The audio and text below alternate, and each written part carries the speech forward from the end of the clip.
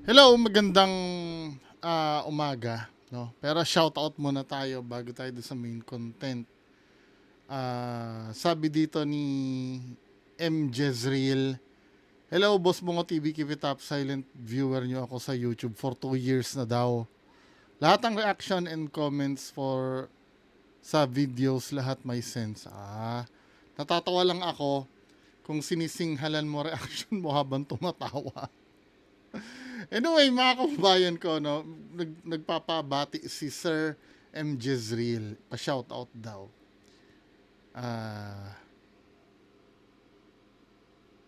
Jezreel Ebol from Kuwait, no? Sino pa ba? Sabi ni Sir Crisostomo Sisa Ibarra, good PM Boss Bungo, pa-shoutout naman ang OIC namin sa Ibay Fire and Rescue Volunteer ng Tondo na si Sir OIC Joven Balunan. Bukas August 28. Oo, ngayon. Birthday niya ba? Wala ka naman sinabi pero birthday siguro, no? Happy birthday Sir Joven Balunan if ever man na birthday mo. Pero shout out po sa inyo Sir Joven. Sino pa ba?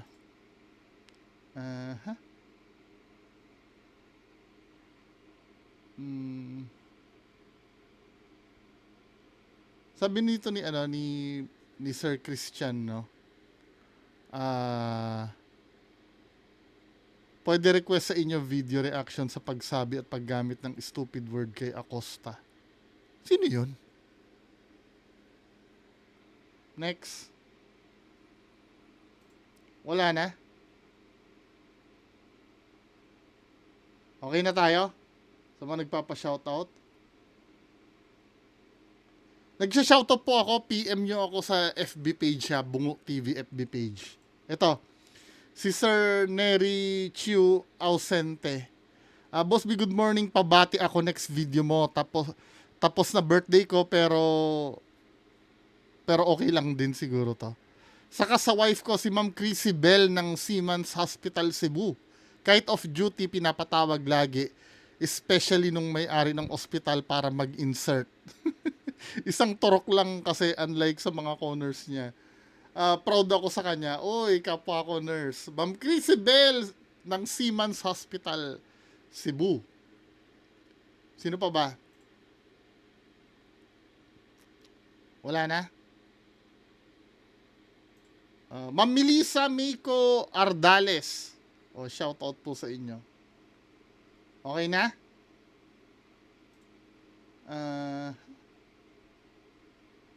Okay na, no? Wala na.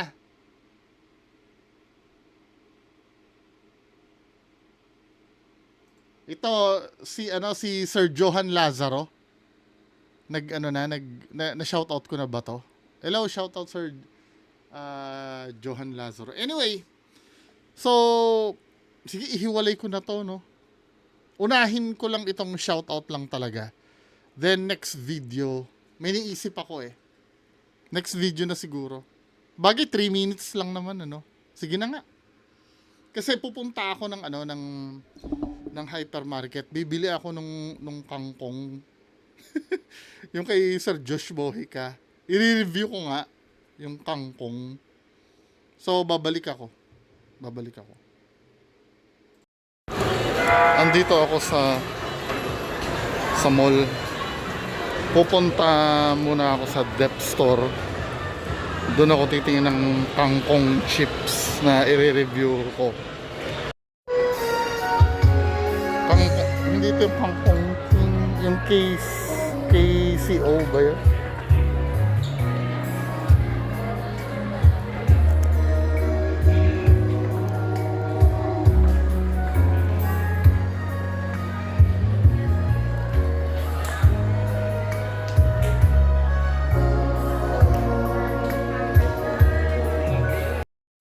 Wala din sa depth store, malamang sa sa supermarket meron. So dito ako ngayon sa ayun. Ito yung kay Josh. Pero bakit ba't Pedros yung nakalagay?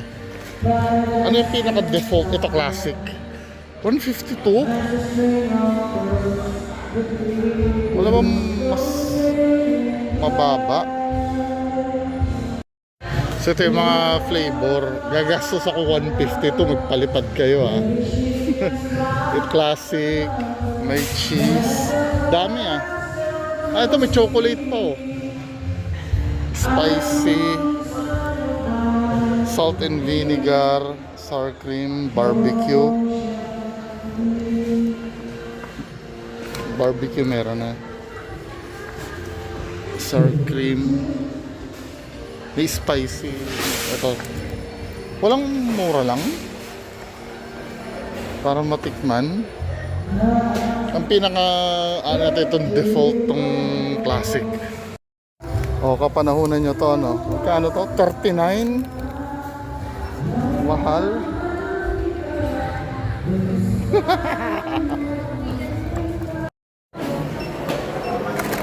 Dati marami bang bumibili nito?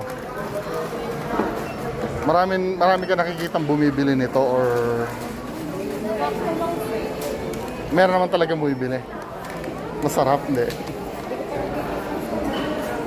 Hello, kababalik ko lang. So, nakabili na ako ng ano, ng kangkong.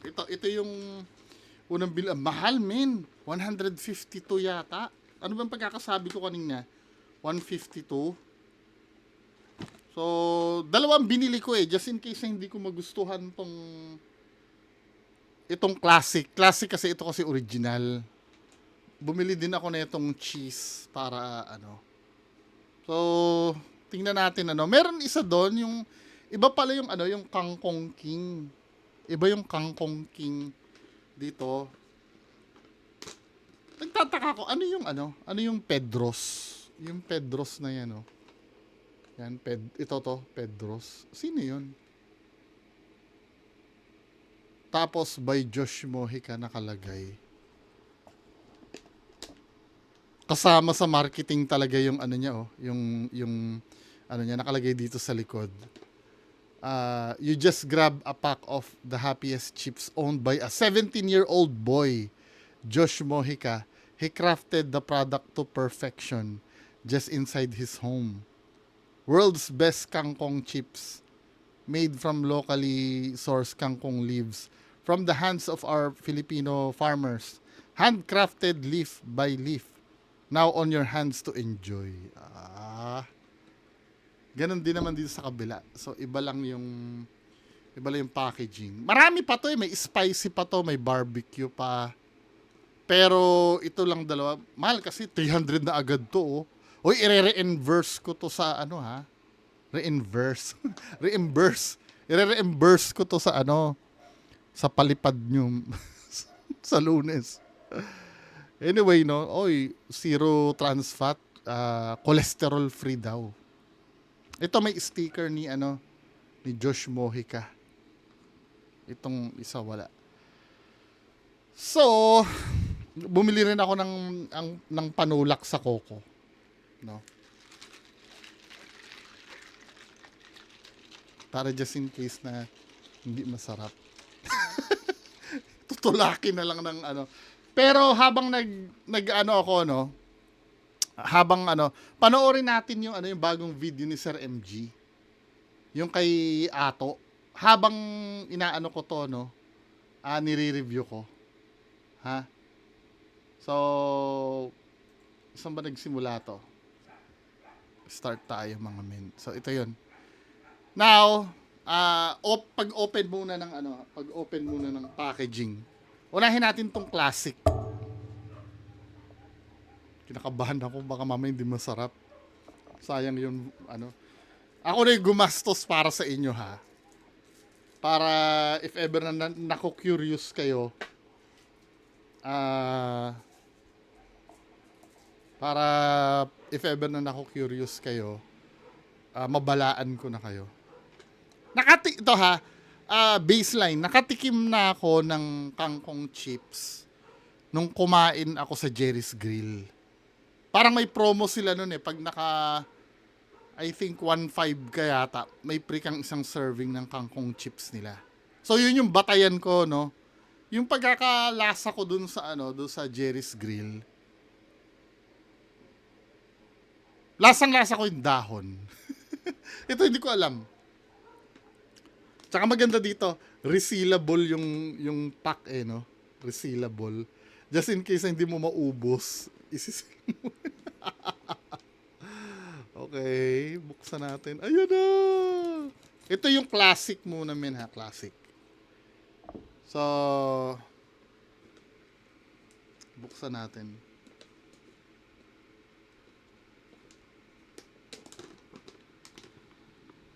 Uy, promising ha. Promising, men ha. Habang nanood tayo nung kay Sir MG.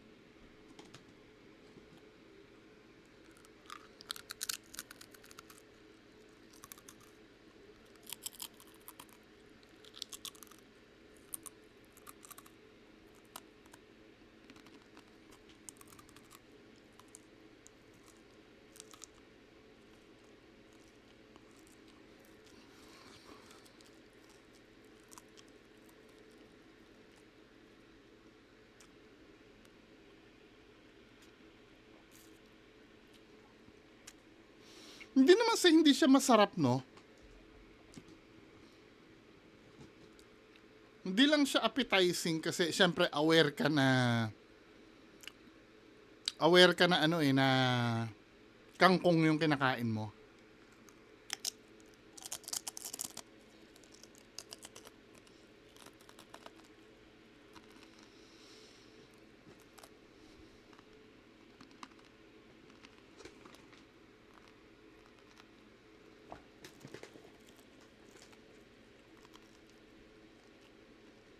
Okay lang. Hindi naman siya, hindi nagko-comment salty daw. Hindi naman. Try. Pero nagustuhan ko ba?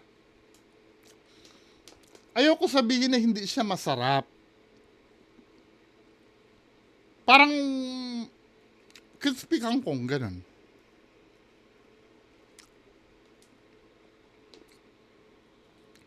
Okay lang. Okay lang naman. Ini-expect ko medyo madahon-dahon ang lasa pero hindi naman. Try ko ito may flavor, no? Classic yun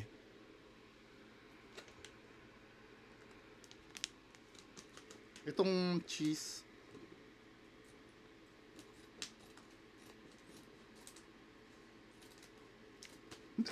Sorry. Hindi ko naman sinasabing hindi siya masarap, no? Pero hindi siya masarap. I mean, ayoko sabihin na masarap siya. O depende sa pero okay lang. Yung kung gutom na gutom ka na, itong cheese. Oh, yeah.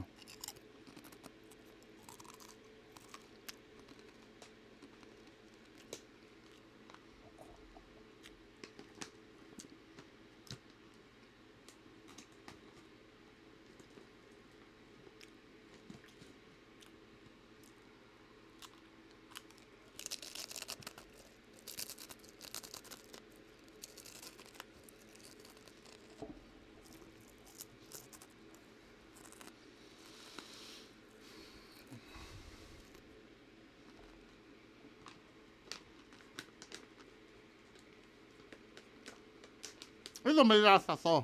May lasa.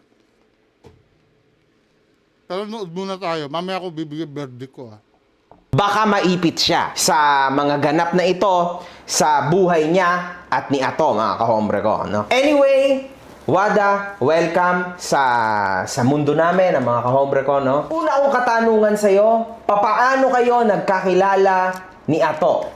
Nakatira po kami sa isang bayan. Meron kaming common friends and naging model niya po ako sa clothing niya before. Which hindi niya ako din binayaran doon nung minodel ko yon. And ayun po, nung nagkaroon kami ng photoshoot, parang nagkagustuhan po kami.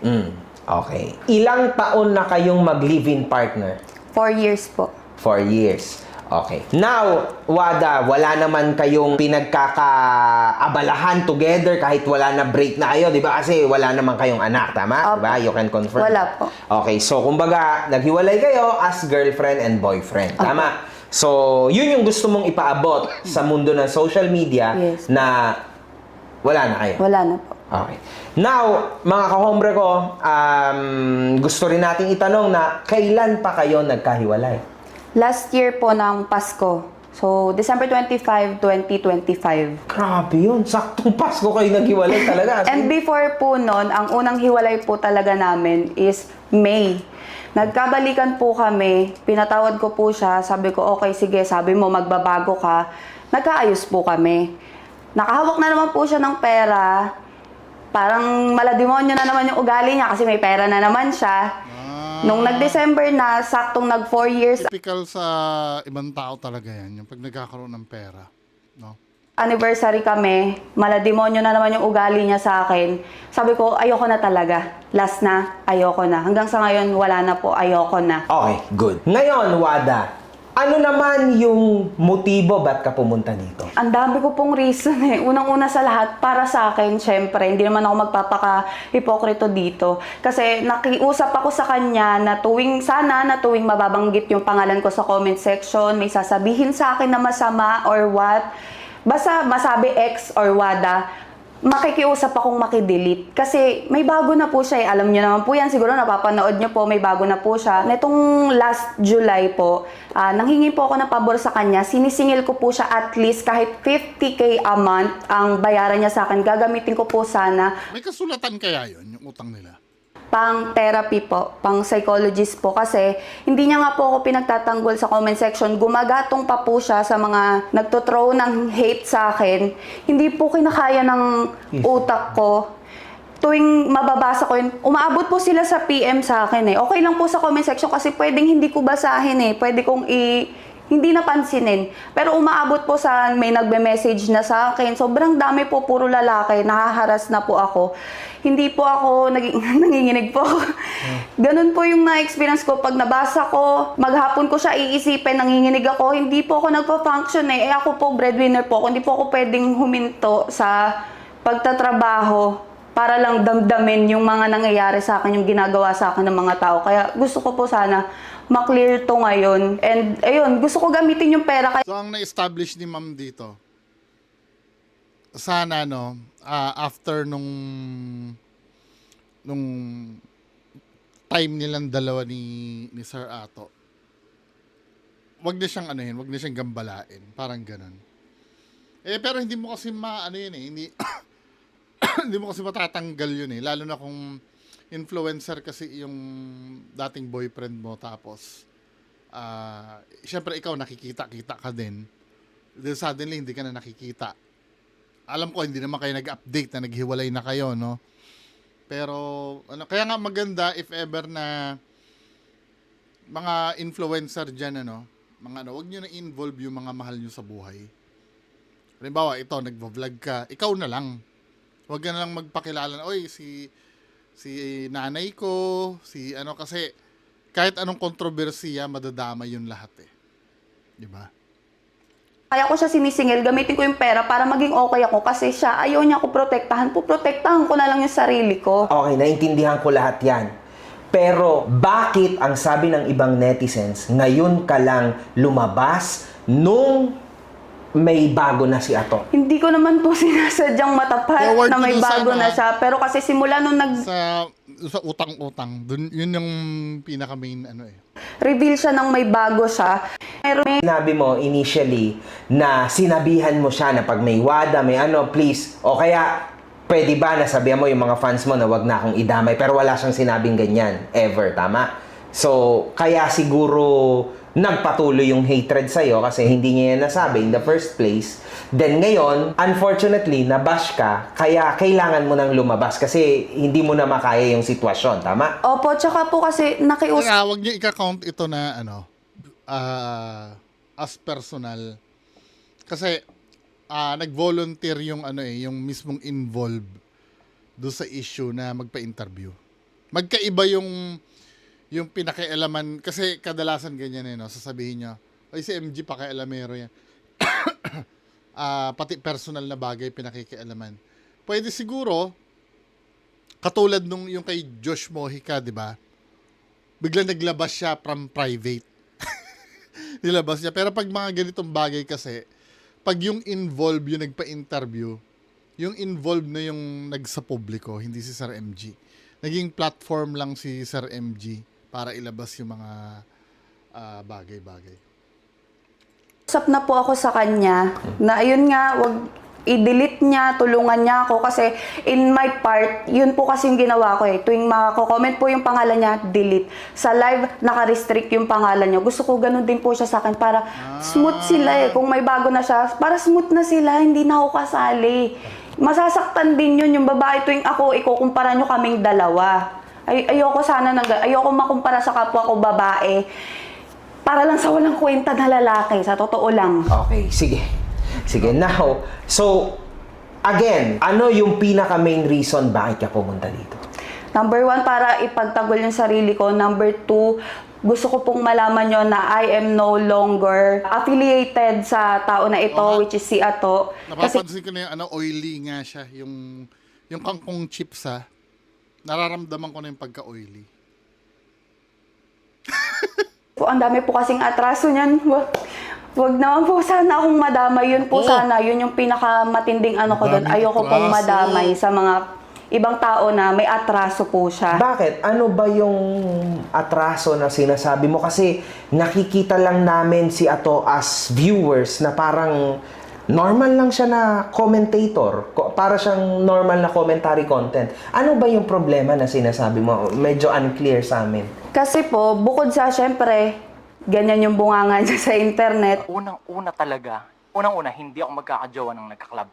Pero kung sakali lang na meron akong jowa na gusto niyang mag-club, kunyari lang, halimbawa, o paano lang, halimbawa lang, pumutok sa buho, nag-exist ka, may jowa ka na nagka-club, kasama niya yung mga girls. Para sa akin, anticipate niya kung ano yung mga consequences ng pagiging babaeng mahilig sa club. Balik, for example, ako, Babaeng mahilig. bilang isang lalaking rumaratatat para sa resources, para mabigay yung pangarap na buhay na magiging reyna ng kingdom ko, may preferred akong reyna. Pag hindi ko preferred na reyna, yung nagka-club, pag ang tingin ko sa babaeng nagka-club, dito ka lang sa akin, pero bebeng-bang-beng-bangin lang kita, hindi kita pakakasalan, pero jowa kita. Wala ka na magagawa doon. Zero chances na siya sa marriage. Yes, sir. Bakit ganun ka? Napaka-miso. Ganun sila, Well, minsan, to be fair naman, minsan, may mga sinasabi naman sila na may point, pero kadalasan, OA na eh. Ito yung grupo nila sa DAW, di ba? Tapos kasama si 8 Asset ba yon yung isa? Well, medyo OA na yung nila, tapos may pagka-homophobic din pati. Misogynis mo naman, pre. Women hater ka naman It is masyado, what it tol. is. Putik, matibay. Bukod po doon, hindi lang po kasi ako yung pinagkakautangan niya. Meron pa pong mga ibang tao. So, marami po akong natatanggap na balita message na baka madamay po ako. So, gusto ko lang po i-clear, hindi na po kami magkasama, matagal na po. Okay, ang question ko sa iyo ngayon, gaano kalaki ang inutang ni Ato sa iyo? Na to the point na ganyan kang nag-post ka, galit na galit ka? Actually po, mahigit pa po sa 5M, pero Magkano? 5 million? 5 million po. 5 million pesos? Opo. Sabagay, ito yung nabasa ko nung nakaraan eh. So, teka, paano nangyari yan? Isang bagsakan ba yun? Hindi naman po. Paano? Yung first 2 million po na yon, ipon ko po yon nung starting pa lang po ako sa pag-TikTok affiliate. Okay. Bakit po nasa kanya yung pera? Yun po yung tanong. Bakit nasa kanya nga yung pera? Bakit Yung mo 2 million? binigyan? That time, hindi ko naman po itatanggi. Laki po ako sa hirap. Wala po akong sariling bangko and knowing na boyfriend ko siya, tapos may sarili siyang pera, content creator siya eh. Sino bang vlogger dito na walang pera? Ako!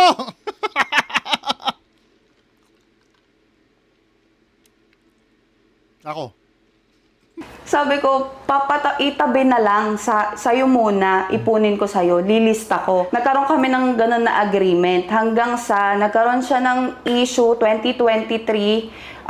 I believe talaga, alam ko yan kay Paulul. After po nun, yung ipon ko nun nasa 1.8 million na po. Sabi ko, akin na. Kasi gusto ko pong ilipat sa mas malaking upahan po yung family ko. Breadwinner po ako. Gusto ko pong ilipat sana sila, kahit ilipat lang muna kung hindi mo na makabili ng bahay lupa. Nung una, nagagalit siya, hindi pa siya umaamin. Masyado daw ako nagmamadali. Sabi ko, kahit o kaya sasakyan, bibili ako ng sasakyan. Para lang ma-feel mo, no? Yung pera Opo, mo. na may pera ako. Kaso wala po talaga, nagagalit siya. Hanggang sa one time, na siya, hindi niya na siguro kinaya. After namin magsimba talaga, sinabi niya After magsimba. Biglang aamin. sa akin na nagalaw niya na yung pera. Wala na po talaga kahit piso. 1.8 million. Opo, pinakita niya po sa akin laman ng bangko niya, 20 mil na lang po pera niya. Bakit? Bakit ganun? Saan niya ginastos yun? Lifestyle po talaga. Kasi wala pong bisyo. Kahit anong name it Hindi na siya bisyo. Wala po walang talaga. bisyo. Kahit sugal, kahit napopromote ng sugal yan, hindi po siya nagsusugal sa totoong buhay. So, lifestyle po talaga, luho, mga outing-outing. Kasama mga tropa or ikaw? Opo, sila lang po. Oh my God. Yan, kadalasan, di ba? Kaya nga pag ito, ngayon ko natutunan, if may pera ka, maganda talaga luho. Halimbawa, gusto mo ma-feel, kasi yung sabi kasi kanina ni ate, gusto niya rang ma-feel na mayaman siya. Kung gusto mo talaga gumastos, yung kating-kati ka na, may pera ka magluluho ka rin lang alahas. Yan ang pinakamaganda. Rolex, yung kwintas, di ba? Diamonds.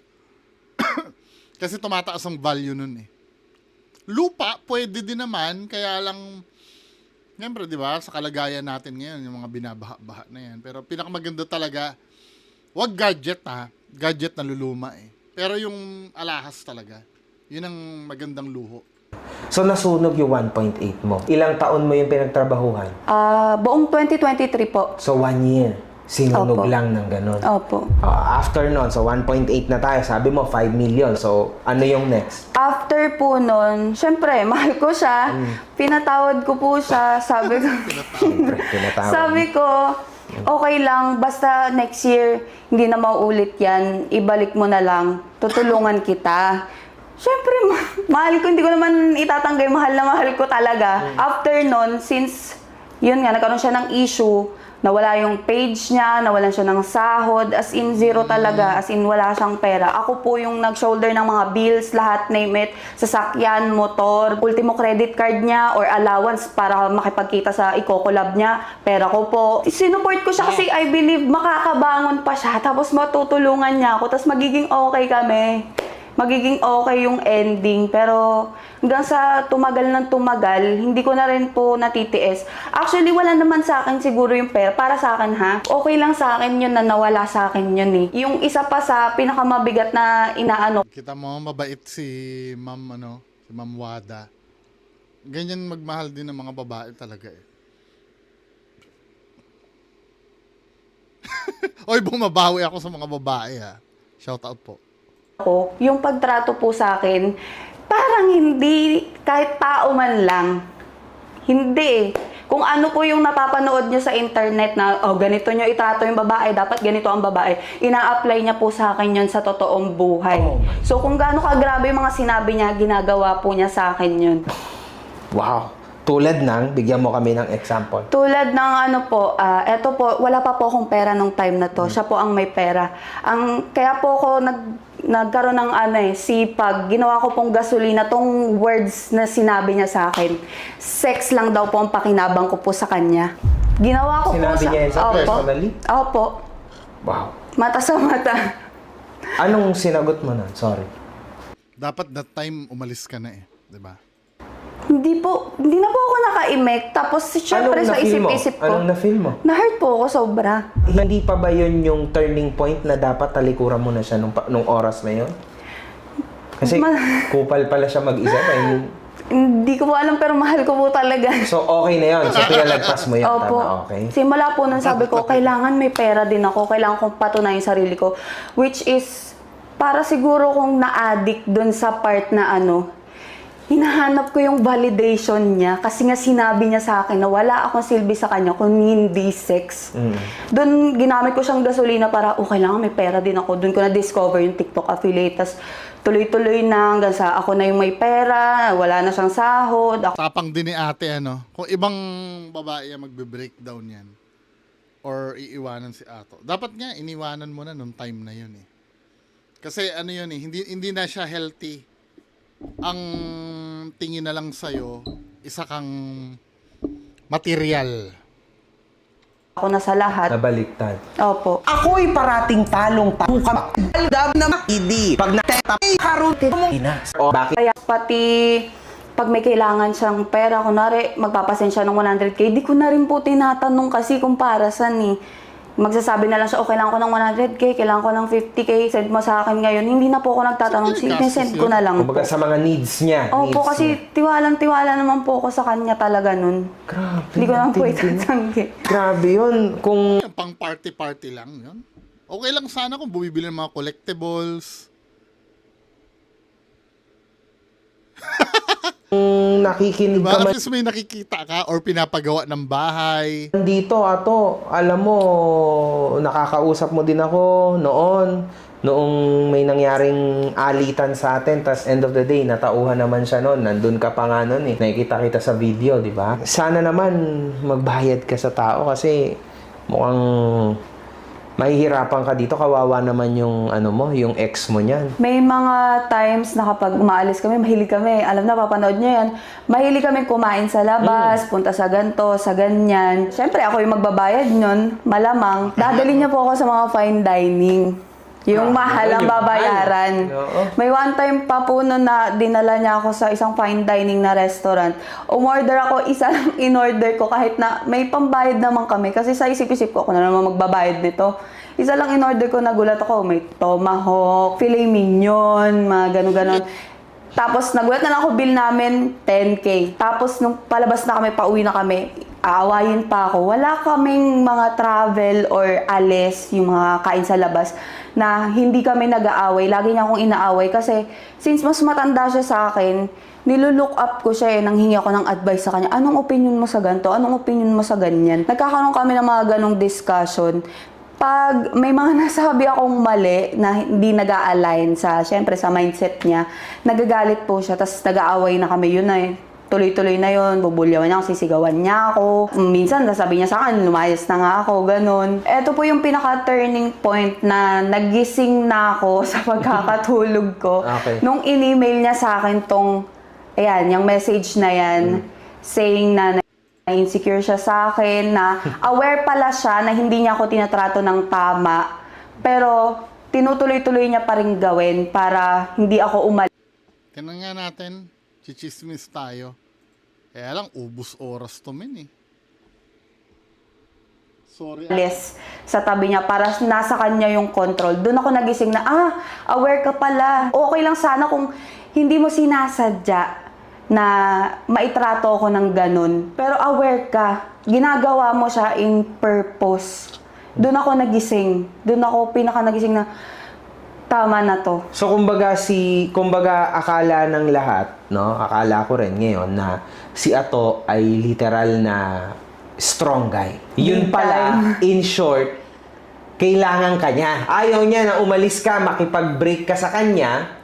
So, lumalabas nga ngayon na parang wag mo kong iwan. At yun yung naiisip niyang gawin para hindi mo siya iwan. Baliktad na baliktad yung sinasabi niya kay Sadaw, Kasi meron siyang, I don't know if it's totoo, yung away nilang dalawa ni Sadaw, na parang sinasabi, kunyari daw, strong si Sadaw, tapos biglang mahuhuli niya daw, sasabihin, uy, kumain ka na ba? Gumaganon daw sa babae. Meaning, hindi naman pala daw strong. Siya pala ganun. Kasi kung mababasa mo yung email kanina na finlash, nagsusorry siya Tapos parang Iwan, yung sakalin ka. Opo. I-control niya po ako. Hindi mo siya iwan, yung sakalin ka. Opo. I-control niya po ako. Akala ko ba galit ka sa mga babae ato o kaya ganung kaliit na tingin mo sa mga babae, yung pala takot kang mawala sa tabi ng sumuporta at nagpakain sa'yo, nagbigay sa'yo ng magandang buhay, di ba? Oh my God. Kasi, kaya feeling ko, totoo naman na, na hindi siya takot sa babae. Ang problema, takot siya na mawala yung bumubuhay sa kanya. Kung ganun yung, kung ganun yung settings, ha. Kasi ayon sa kwento ni ate, siya talaga yung bumuhay, eh. Sila kasi, dahil lumaki sila, nakukuha nila gusto nila kasi nga babae sila. Di ba ganun, di ba? Tama. Ibigay mo na yan dyan, babae yan. O, paunahin mo yan, babae yan. Uy, paupuin mo. Lalaki ka, kung lalaki mong tao. Chivalry is Laging babae. So ngayon, sinusubukan nilang makuha ulit, mapasunod yung mundo, based sa gusto nila. Tapos parang nagiging war na. Kasi nga, hindi na tama. Gender war. Ninonormalize yung mga hindi normal ang potang ilang yan. Kupal. Easy lang, kapatid. Easy lang. Oo. Ikaw ba ay gusto mo talagang i-pursue na magbayad siya sa'yo na 5 milyon?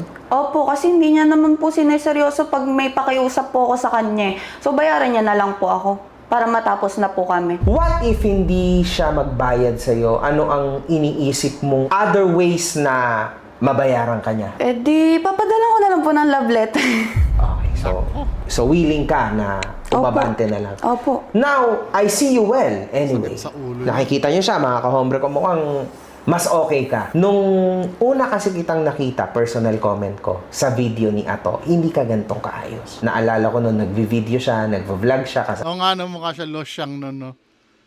Sa gilid. kasama ka after ni MG sa buhay niya. Diba? Nakain kayo, ganto ganyan. It means na mukhang mas napabuti pa sa'yo na solo ka. At Okay. Yung yung full video nito nasa channel ni Sir MG, no. Ano ba yung matututunan natin doon sa nangyaring ganon? Unang-unang lesson, hindi lahat ng nakikita natin sa social media pala ay totoo. No? Yes, aware naman tayo lahat doon. Kasi 'di ba, kadalasan may sinasabi na for the content, 'di ba? Aware naman tayo doon, pero sometimes kasi sa sobrang hook natin do sa isang influencer o kung sino man yung napapanood natin sa social media, akala natin genuine yung nakikita natin, lalo na do sa mga flexing. Ilang beses nang ilang beses nang may senaryong ganyan na nabubuking sa tunay na buhay yung influencer, hindi pala siya ganon katulad ng nakikita natin sa kasi katulad yan, di ba? Astig pala si Ato noon, tapos malalaman natin palamunin pala siya nung babae. Di ba? Talagang ang lifestyle niya, yun yung pinaprioritize niya kaysa sa mga bagay na alam mo na, yung importante na, alam mo, magtipid, no? Unlike yung nakikita natin sa social media, bilib na bilib tayo. Kahit alam mo, minsan ilang beses nang nangyayari yan sa sa napapanood natin. Kaya lang talagang magagaling, tama ba yung term? Umakting yung iba, no? Na papaniwalain tayo sa bagay na hindi naman totoo. Kaya mas magandang ang paniwalaan natin yung mga influencer na yung puro sablay. Sablay na in the sense, hindi naman sila nanloloko, pero nakikita mo na at least totoo sila. For example, si kilala nyo si Kuya Rene? Kuya Rene ba yung name nun? Yung bungi. Kuya Rene ba? Tama ba? Kuya Rene. Yung bungi yung nagsasalita. Yung medyo matalino din yun . Kuya Renan! Kuya Rene. Kuya Renan. Diba, kung makikita nyo yung background niya, hindi ganun ka-flex-flex. Hindi, puro hollow blocks yung pader niya. Alam mo yung bahay niya hindi maganda. Pero nakikerry niya yung sarili niya dahil nagsasalita siya from the heart. Na hindi na kailangan ng magpakita ng kung ano-ano. Actually, mas maganda pang pakinggan yung mga kaysa yung mga yan, katulad nila sa Dao, nila na makikita mo dito, hindi naman pala yun yung ano niya hindi naman pala yun yung realidad niya 'Di ba? Pinaplastic niya rin pala yung mga nanonood sa kanya. Anyway, kailangan bayaran niya yon kung maniningil ito si ate. Masakit sa ulo yan, men. Pagka hinayaan ng hinayaan. Kasi base kanina, pwede niya naman mapakiusapan to. Willing, sabi ni ate, wala naman na daw yung pera Kasi ano naman yung pera? Siguro na igastos na, Pero yung hindi pa siya lubayan, yung kasi ang mahirap doon. Anyway, ibibigay ko yung verdict ko dito sa kangkong chips. Hindi naman hindi siya masarap. Okay lang. Okay lang naman siya. Ito, may lasa talaga to. Pero yung masarap na bibili ako uli, hindi, ang mahal niya pati 150. Hindi ko alam kung ano yung value ng 150 na yun na yung value ba na yun dahil sa sarap? Obviously, hindi sa sarap Kasi kung 150 din lang naman, bibili na ako ng mga Doritos. Yun talaga, masarap talaga yun. Yung pagiging healthy, yun ba yung binibili mo dito? Hindi magluto ng gulay kesa dito. Hindi ko alam kung anong purpose niya. Pulutan ba? 150? Ganito kalaki? Pulutan? Hindi siya practical, men Maaring yung iba kayo siguro, masarapan kayo, Ayoko naman sabihin na hindi siya masarap. Talaga namang, may sarap naman. Pero yung sarap na 150, hindi talaga Yung Pringles, di ba, 100 plus. Yun, binibili ko yun. Masarap naman kasi talaga yun. Di ba? Kasi yun naman ang purpose kaya ka bibili ng chichirya Para ma-enjoy mo yung pagkain. Kahit na bibili mo, let's say, piatos ang bibilin mo, O kaya bikat. May enjoy mo siya. Ito kasi, totoo yung malangis. Ngayon nararamdaman ko na yung langis Crispy naman siya, pero 152, hindi. Hindi siya, Pero kung gusto nyo i-try ito, marirecommend ko. Ito, para ka lang kumakain ng malutong na dahon. Okay lang. Hindi siya mapait dahil dahon. Pero, now, tinanong ko yung nakita naman doon sa video, marami daw bumibili. May mga bumibili naman daw. May bumibili naman, kaya lang, siguro dahil sa curiosity, na gusto nilang matikman. Ano ba yun? Okay ba yun? Yung kangkong chips? Siguro, Siguro, sa pagiging healthy, kung ang halaga nito ay 30 pesos, kasi isipin mo, gusto ko magchichirya, 30 pesos din yung mga chichirya na binibenta sa atin. Kung ito ay 30 pesos, oo, may potential talaga na, pero 150 men para dito. Ayokong malay mo yung cost, mahal naman siguro ang paggawa nito. Malay mo mahal, Pero sa point of view ng isang consumer, yung 150, tapos bibili ka ito lang, tapos ibibili mo sa anak mo to, hindi rin magugustuhan kasi walang lasa. Or hindi siya katulad ng kasing linamnam ng mga chichirya na nakasanayan natin. Hindi Kaya hindi pa rin ako naniniwala na yumaman si Josh Mojica dito. Maliban na lang kung ito ay ginagamit sa ano no, sa let's say sa mga restaurant. Ito. Di sa restaurant mo ibenta, kung sa supermarket ito. Ay, hindi ko nakikita na magiging mabenta siya eh. Hindi ko to sinisiraan na okay naman. Hindi ko sinasabing hindi siya masarap. Pero hindi ko naman siya sinasabing masarap. Sakto lang. Mahal lang siya sa 150.